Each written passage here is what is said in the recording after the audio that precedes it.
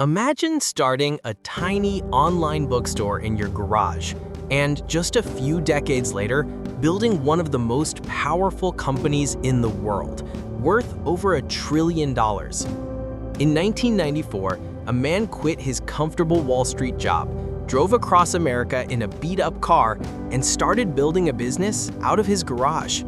People laughed at him. They called his company a joke, a bubble, a guaranteed failure. That man was Jeff Bezos, and the company was Amazon. Today, Amazon isn't just a store. It's one of the most powerful forces in human history, shaping how we shop, how we read, how we watch, and even how we think. But this empire wasn't built overnight. It's a story of risk, survival, reinvention, and a vision so bold it almost sounded crazy. This is the story of Amazon, the garage dream. In the summer of 1994, Jeff Bezos left his high-paying job in New York and set out west. In the passenger seat of his Chevy Blazer, his wife drove while Bezos typed out the business plan for his online bookstore. Why books? Because they were easy to ship, came in millions of titles, and had universal demand. On July 16, 1995, Amazon.com went live. Within weeks, sales were rolling in. Within months, Amazon was shipping books to all 50 states and 45 countries. The name Amazon wasn't chosen by accident. Bezos wanted his company to be as vast and unstoppable as the river itself. But the dot-com boom was heating up, and everyone with an internet connection wanted a piece of the gold rush. Investors poured money into online companies, and Bezos took Amazon public in 1997. The stock skyrocketed.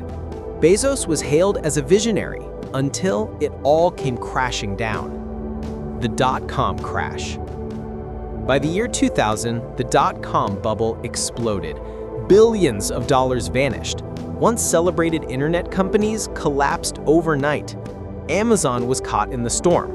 Its stock price plunged from over $100 a share to just $6. Analysts mocked it as Amazon bomb. Critics said it was doomed. Even employees weren't sure if the company would survive. But Bezos wasn't shaken. Where others saw disaster, he saw opportunity. He wrote in his famous shareholder letter, "It's all about the long term." Instead of pulling back, Bezos doubled down. He cut costs, streamlined operations, and secured crucial funding that kept the lights on. Most importantly, he began expanding Amazon beyond books. Electronics, toys, clothing, home goods. Bezos wanted Amazon to be the everything store. And then came his boldest move yet, letting other sellers use Amazon's platform. The marketplace gamble.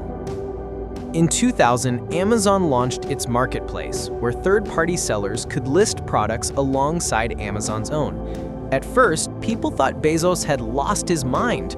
Why invite competitors onto your own website? But Bezos understood something others didn't. More sellers meant more products, more choice, and better prices for customers. And if customers won, Amazon would win too. This single decision transformed Amazon. It no longer had to stock everything itself. It became a platform, a global marketplace where anyone could sell to millions. Fast forward to today, over 60% of Amazon sales come from third-party sellers. Marketplace wasn't just smart, it was revolutionary. Prime, the loyalty machine. In 2005, Amazon launched Prime, unlimited 2-day shipping for $79 a year. Wall Street laughed. Shipping was expensive. How could Amazon possibly make money on this? But Bezos wasn't chasing short-term profits. He was chasing loyalty. Prime members shopped more often. And not just more often, but almost exclusively on Amazon. Once you paid for Prime, you felt compelled to use it. Bezos had created a psychological lock-in. Over the years, Prime grew into an unstoppable force, streaming movies, music, books, groceries, and even free gaming perks. By 2020, Prime had over 200 million members worldwide. Prime wasn't just a subscription. It was a moat, a wall around Amazon's empire that competitors couldn't cross. Kindle, Alexa, and the future. Amazon didn't stop there. In 2007, it unveiled the Kindle. Suddenly, anyone could carry an entire library in their pocket. The Kindle didn't just disrupt publishing, it gave Amazon control over the future of reading. Then came Alexa in 2014, a voice assistant that turned Amazon into the heart of the smart home. What started as a speaker became a gateway into millions of households. Every time someone said, "Alexa, order more paper towels," Amazon's grip on the future tightened. Behind the scenes, Amazon was quietly building something even more powerful: AWS, the hidden empire. In 2006, Amazon launched Amazon Web Services.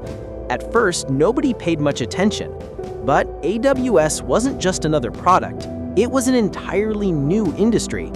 By renting out its cloud infrastructure, Amazon gave startups and giants alike the ability to scale instantly. The logistics machine. While the world focused on products, Amazon built something far more valuable: a logistics empire. Planes, trucks, vans, warehouses, robots. Amazon realized that to control the future of shopping, it had to control delivery. Today, Amazon's logistics network rivals UPS, FedEx, and even national postal services. In some cities, Amazon drivers deliver more packages than anyone else. This control allows Amazon to promise the one thing customers value most: speed. Trillion-dollar titan. By the late 2019s, Amazon wasn't just big, it was historic. In 2018, it became the second US company in history to hit a $1 trillion valuation. Bezos, once mocked, was now the richest man on Earth. Conclusion: the legacy. From a garage in Seattle to a $1 trillion empire, Amazon's story is a reminder of what vision, risk, and obsession can create. Bezos once said, "We're willing to be misunderstood for long periods of time." And that's exactly what Amazon was: misunderstood, doubted, ridiculed, until it changed the world. It is more than a company, it is a force. A reminder that sometimes the craziest ideas are the ones that change everything.